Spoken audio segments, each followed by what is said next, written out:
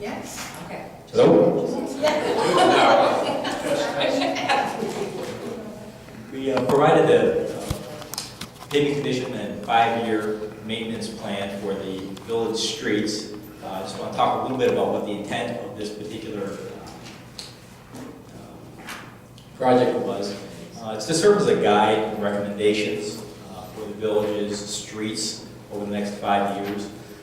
It's not a detailed set of engineering plans or a detailed analysis of what exactly needs to be done, but it does provide a guide, and it's intended to provide basically an overview and be a good planning tool for the decision makers to use in developing their budgets for the upcoming 5 years. First, we'll start with a little bit of a recap here. 2011, we were hired to do a 5-year maintenance plan, and that extended from 2011 to 2015. So we actually finished 12 months early in that particular cycle. Started off, first major project was 2012, where we resurfaced Misty Hill. Total cost for that was almost $250,000, $248,000.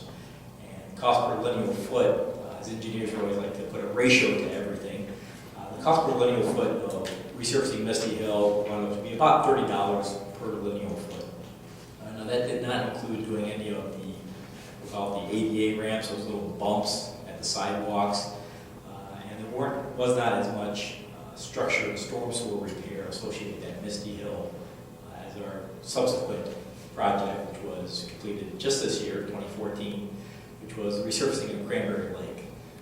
Cost a little more money, $428,000 approximately, and the cost per lineal foot actually jumped up to about $42.85, so almost $43 per lineal foot. As you can see, that there's as the years get longer, there's a little bit more inflation. There was actually a little more work with the Cranberry Lake job as far as doing an ADA and sidewalk ramps, those little detectable warnings.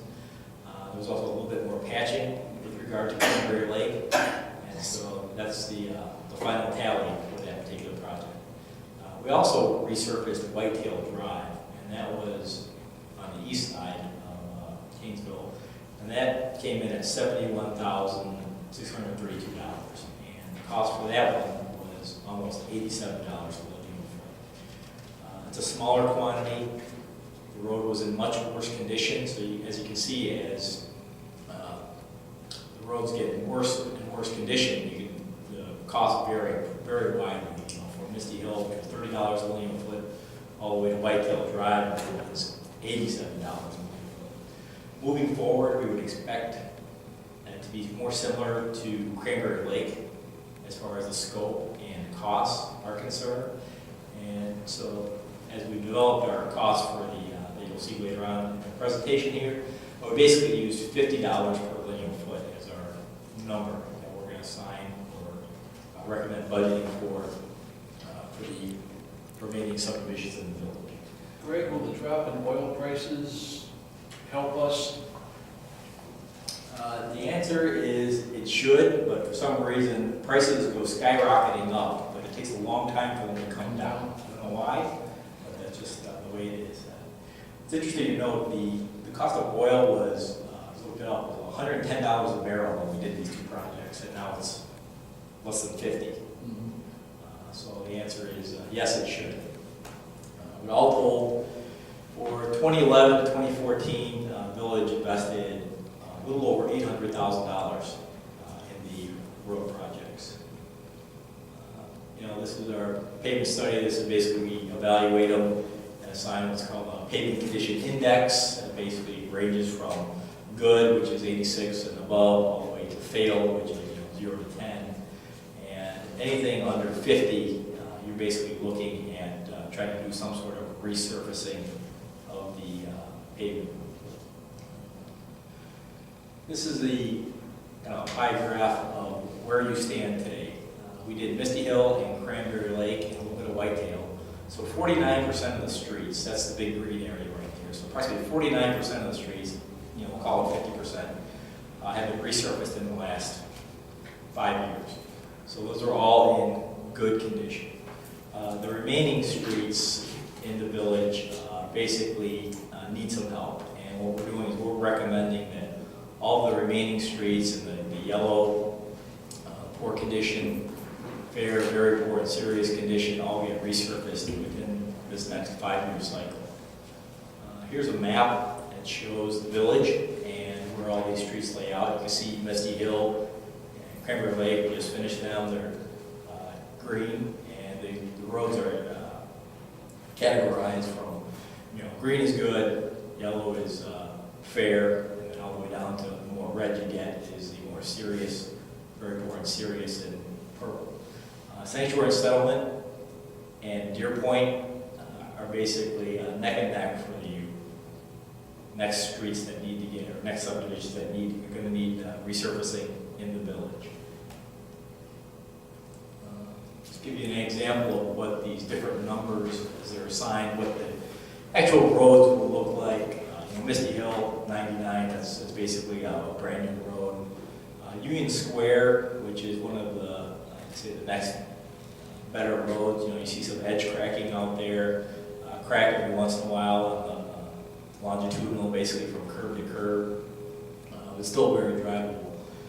As you go down to, say, Deer Point Trails, Christie Lane, you see there's more and more edge cracking. You see on the right-hand side, it's got that 40 PCI pavement condition index, and there's just general fatigue cracking near the curb, and it's getting worse and worse condition. And finally, in the sanctuary, you can see that the middle of the pavement's basically destroyed out there. There's basically cracking everywhere from curb to curb, and those are the streets that we would recommend getting done sooner rather than later. So our next 5-year plan, and this is a guide, basically a planning tool for those trustees. Obviously, you guys are the ones that have the most vested interest in seeing this thing through. Is that in 2015, we're just going to do a patching program. Basically, the worst streets out there, we're going to patch, and we recommend budgeting $99,000 to make that happen. And then in 2016, we would resurface settlement and sanctuary subdivisions. We're looking at approximately $368,000 for that. Follow that up with 2017, resurfacing Deer Point, the closest Deer Point subdivision closest to Route 120. That's $443,000. Followed up with 2018, crack seal the pavements that we just put down this year. Even though it's 2015, those pavements will be 3 and 6 years old, and Misty Hill and Cranberry Lakes will need to go back and crack seal those before they actually deteriorate and get worse. More of a preventative maintenance type item. And then in 2019, we were looking at resurfacing Union Square and the remaining pavement in Deer Point. Total 5-year cost for all these items is approximately $1.4 million. That's based on the $50 per linear foot, kind of similar scope to what Cranberry Lake was at. And it also includes 20% contingency on top of it. So it's $1.4 million. I'm not saying it's a worst case scenario, but it's a rather conservative estimate.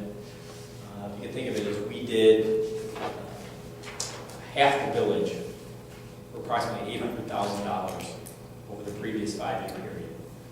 I did it in 4 years. 4 years, exactly. But adding on some price escalations, whether it's union wages, price of oil rebounds, etc. We're looking at $1.4 million, and that includes, like I said, a 20% contingency.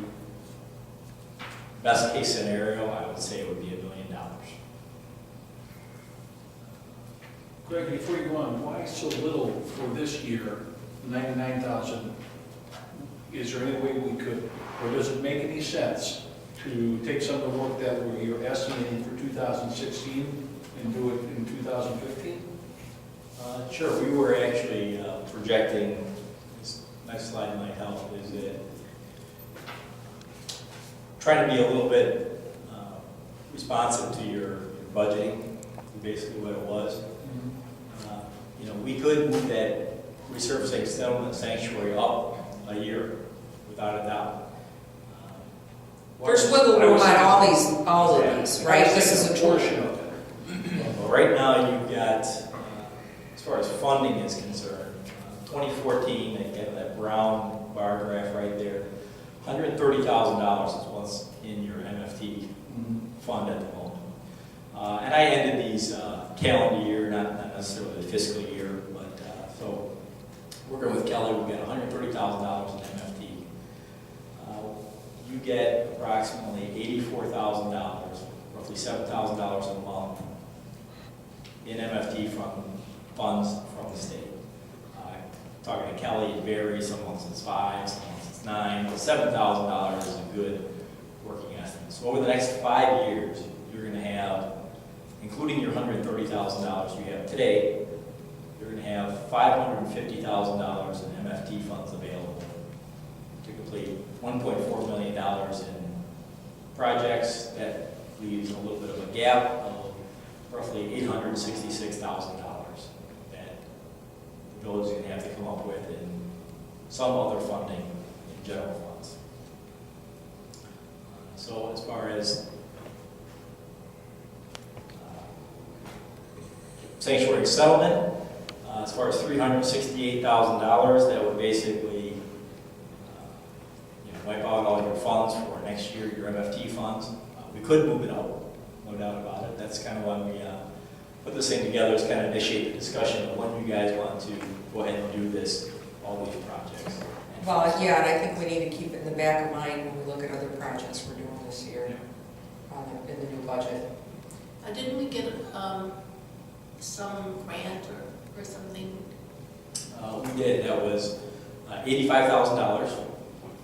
We got a grant for the Cranberry Lake road resurfacing project, and Kelly said that they actually cut the check to us. So that money. We got it last week, right? Exactly. So is that something that's an annual thing, or we just got lucky and never see it again? That particular grant was specific to low to moderate income areas, and the only place that qualifies is west of Hainesville Road.